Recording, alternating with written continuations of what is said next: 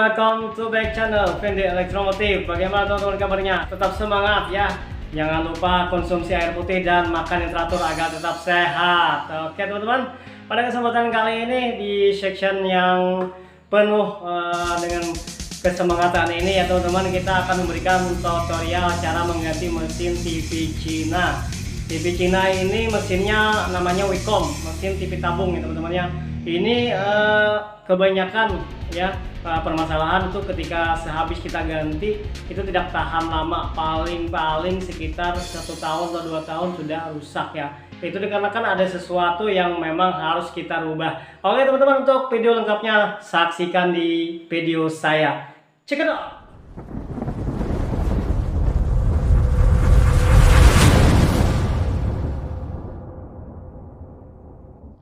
Oke, teman-teman, ini mesin Cina yang kita beli di pasaran seharga 200 ribuan.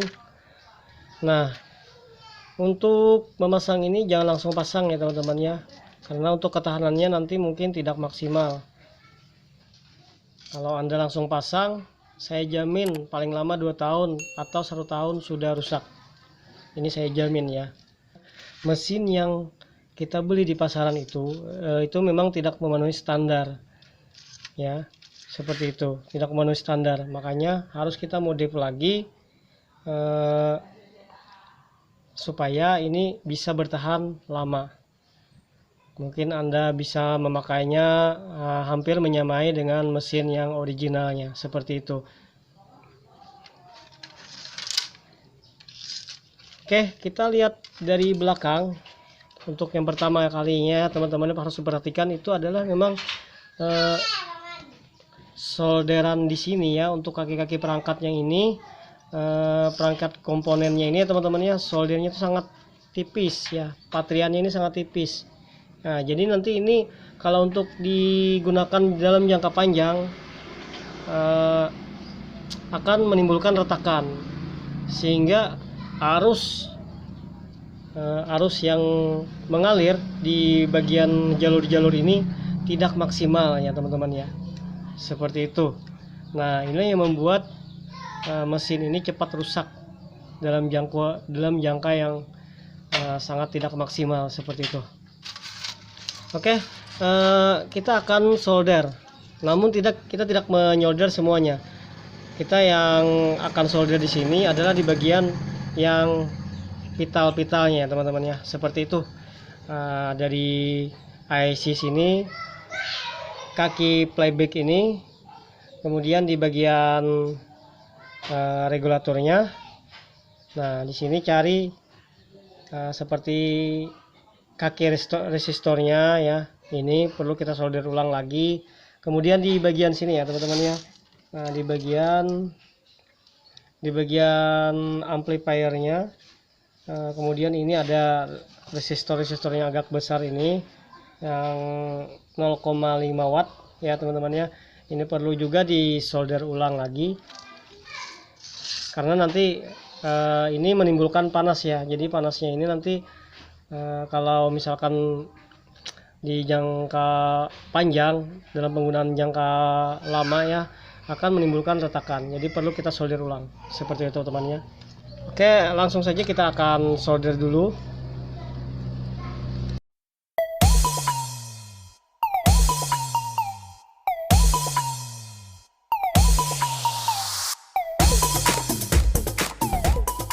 Ya, setelah di bagian playback, kita solder lagi di bagian regulatornya, baik itu bagian primer atau bagian sekundernya ya teman-teman ya,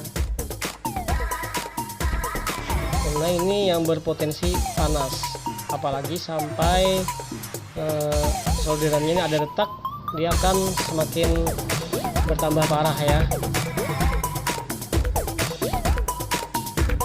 Ini di bagian primer regulatornya atau power supply-nya.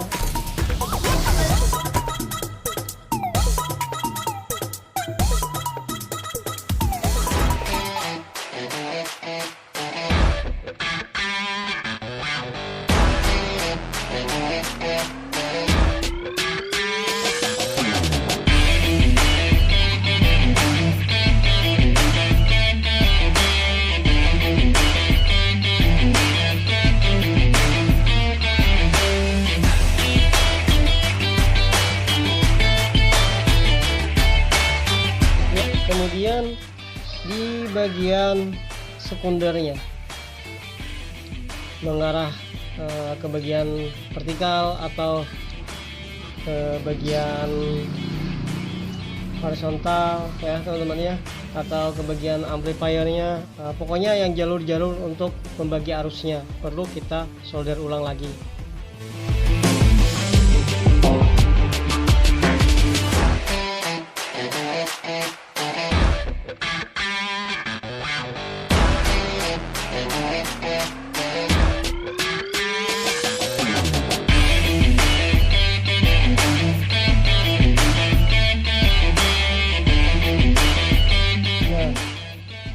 Teman-teman juga perlu menambahkan ini di bagian transistornya ini berpotensi sekali di bagian transistor ini ya, jadi perlu kita tambahkan solder lagi, kita tambahkan timah lagi.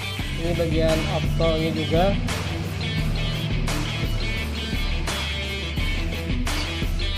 kemudian di bagian kaki IC suara, bagian amplifiernya kita tambahkan juga.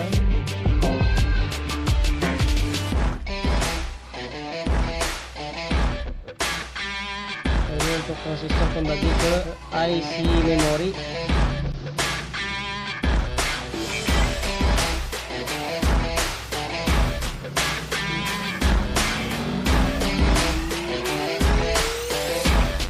Kemudian di bagian IC vertikal juga kita tambahkan.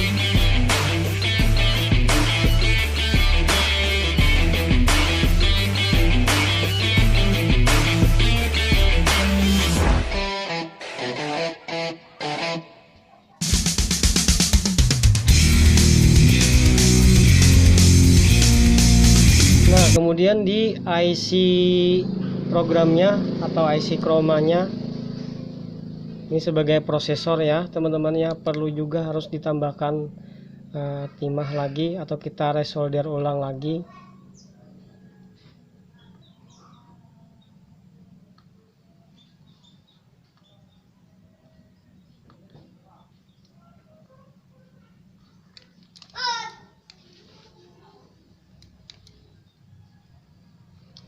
Usahakan ini jangan sampai short ya teman-teman ya, soalnya ini sangat kritikal.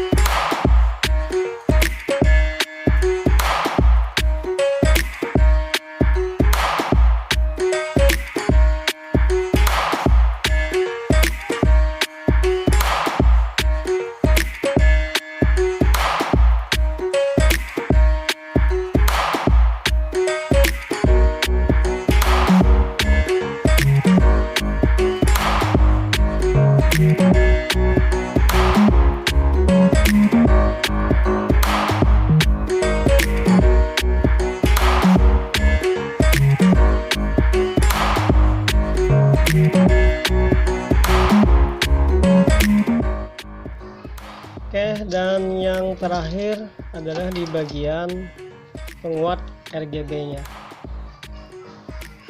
Ini juga sangat rentan sekali ya teman-teman ya. Biasanya warnanya itu ya loh, kadang-kadang warnanya ada yang agak kemerah-merahan sehabis diganti ini ya, agak yang kebiru-biruan. Nah itu dikarenakan memang di bagian penguat RGB-nya ini ada kerusakan ya, entah itu jalurnya atau mungkin karena retak-retakan itu tadi ya teman-teman ya. Jadi ini perlu juga harus disolder ulang.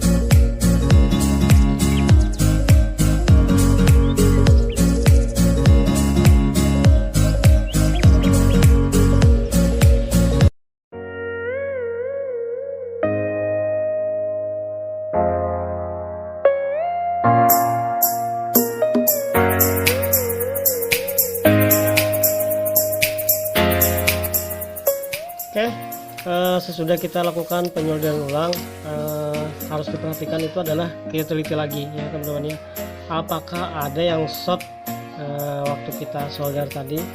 Jangan sampai mesin baru tapi malah nanti bakalan jadi rusak lagi, karena ini tidak kita teliti sehabis menyolder ulang. Seperti itu teman-teman ya, ini wajib kita cek satu persatu, terutama di bagian yang lebih kritikalnya.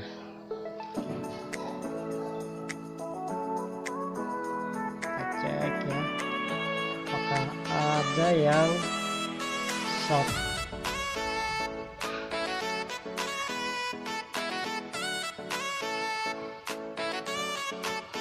Oke, kayaknya sudah tidak ada lagi yang perlu disolder, tidak ada yang lagi ya teman-teman ya. Oke teman-teman, ini bisa kita bersihkan menggunakan thinner, atau juga nggak dibersihkan juga nggak apa-apa. Tapi kalau mau lebih bagus, lebih mantap lagi ya perlu kita bersihkan menggunakan thinner seperti itu ya.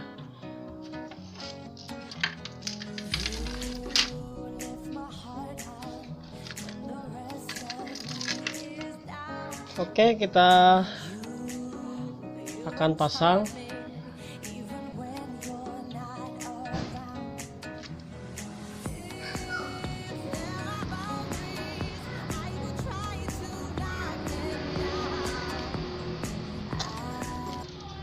Ini kabel powernya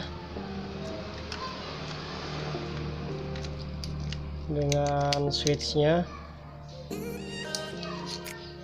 Teman-teman kalau lebih mantap lagi, ini perlu diganti sama yang standar ya, karena ini kabelnya tidak bagus juga. Tapi saya akan tetap menggunakan ini ya, karena nggak ada lagi pilihan lain. Nah ini juga teman-teman ya, ini kabel untuk defleksinya. Ini sebenarnya tidak standar digunakan, karena nanti kalau digunakan maksimal 1 tahun ya teman-teman. Ini sudah mengeras ini. Sama juga ini kabelnya ini sangat tipis serabutnya teman-teman ya, serabutnya sangat tipis. Jadi kita sebaiknya kalau bisa kita gunakan yang bawaan asal ya, bawaan asal kita gunakan ya. Sudah semuanya kita pasang, kita solder bagian speakernya sama sensor indikatornya juga sudah kita pasang. Kemudian kita lanjut ke instalasi atau pemasangan, tapi sebelumnya harus kita ukur dulu ya, untuk agar supaya aman ininya ya teman-teman ya. Jadi kita pasang dulu playbacknya. Dan ini pastikan ini bersih. Kalau misalkan ini kurang bersih, jadi teman-teman bisa mengamplasnya, kemudian disemprot lagi dengan cat semprot ya. Nah ini juga teman-teman harusnya diganti juga karetnya ini, karena karet ini juga nggak bisa tahan lama ya. Ini sebagai contoh dulu biar kita pasang dulu, karena sementara belum ada penggantinya ya. Ini juga kita pasang dulu.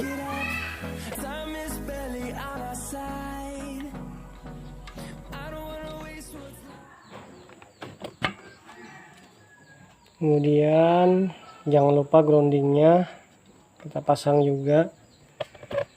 Kemudian kita lanjut ke pengukuran ya teman-teman ya.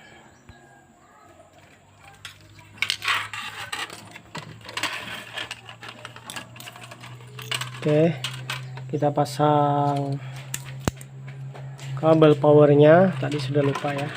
Sementara kita ukur dulu. Ini jangan sampai ketukar ya.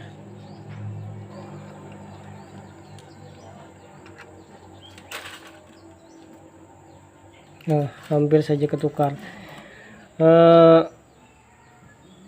Ini dekat PTC ya. Ini kalau ini untuk dia gasingnya, di gausingnya ya teman-teman ya. Nah, untuk jalur listriknya di sini. Mengetahuinya kita cek di belakang yang terhubung dengan fuse atau sekring. Nah, ini sekringnya. Jadi untuk kabel powernya di sini.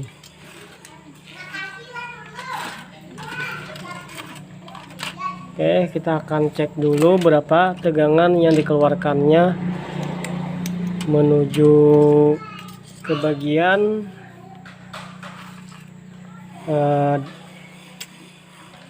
playback ya teman-teman ya.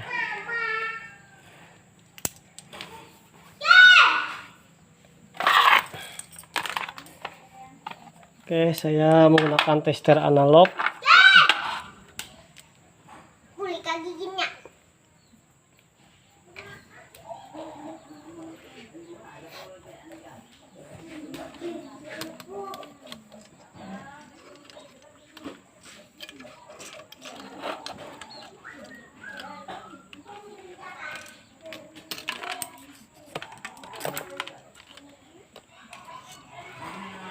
Oke teman-teman, kita akan ukur dulu dikali 250 volt. Jadi tegangan ini harus terukur 110 volt dalam masa aktif ya.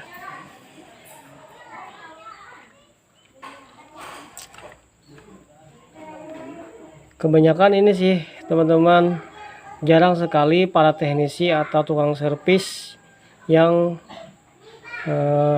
mengukur tegangan ini. Padahal ini sangat apa ya namanya ini, sangat berpotensi sekali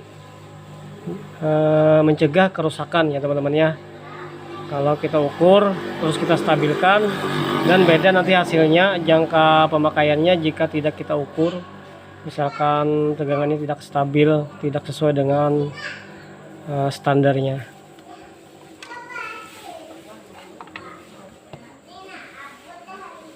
Oke, di sini ya, yang satunya kita akan cek berapa.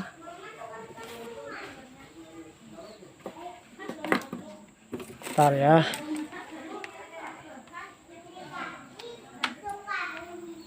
Ya, sudah. Kita akan cek berapa.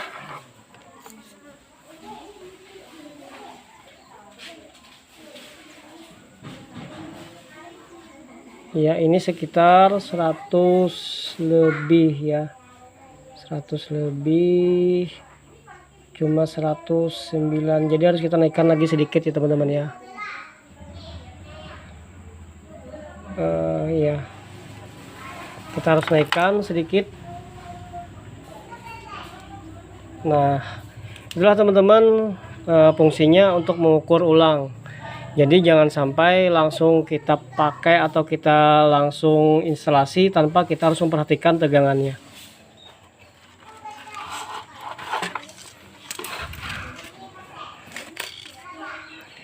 Dengan mentrim atau mencun trim port ini ya, sedikit kita arahkan searah dengan jarum jam. Oke, sedikit saja, jangan terlalu banyak ya. Sebenarnya kalau bisa sih kita nyetelnya itu waktu kita ukur, jadi ketahuan ya teman-temannya, jadi kita bisa memperkirakannya. Kalau ini kita cuma main feeling aja.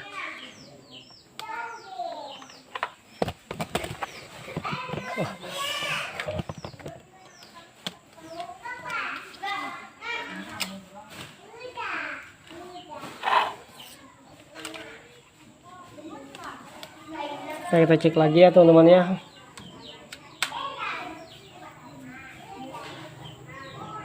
Kita akan cek berapakah gerangan.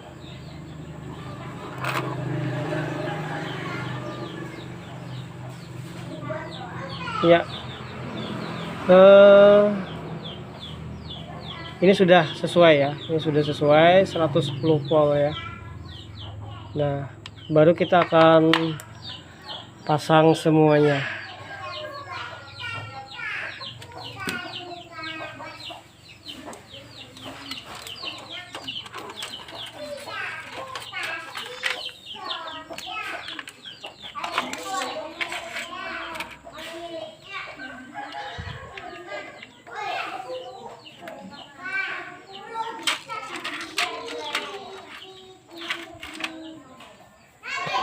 Oke, sebelum kita pasang semua perlu kita cek dulu gambarnya apakah kebalik atau enggak ya.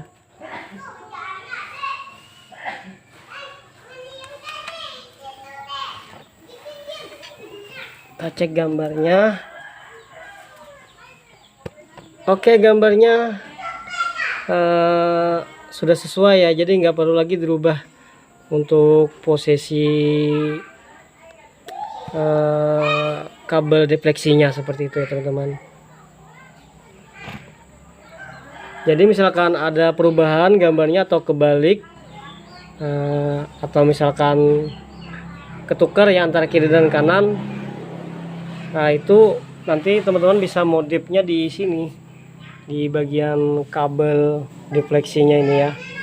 Tapi teman-teman menukarnya ini jangan sampai ketukar antara vertikal dan horizontal, nanti bahaya, bisa meledak ya. Untuk horizontal warnanya biru sama merah, dan untuk vertikal warnanya coklat sama kuning ini ya. Untuk melihat itu pasti dia berdekatan ya. Nah, itu berdekatan ya teman-teman ya.